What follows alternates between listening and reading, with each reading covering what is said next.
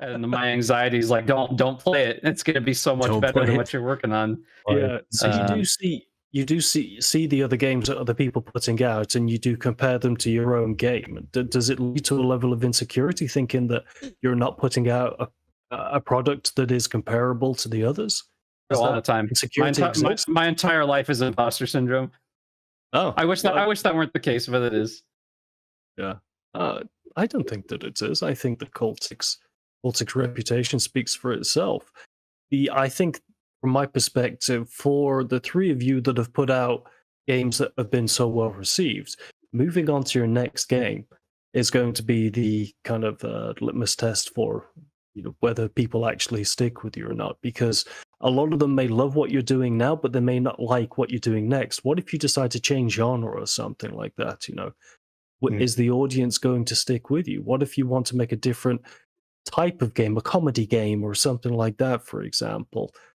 So, as a developer, if I made a game that everyone universally loved, I'd be kind of scared about making a follow-up game and the expectation that is put upon it. At the end of the day, you just got to make a game that you would love, and the audience.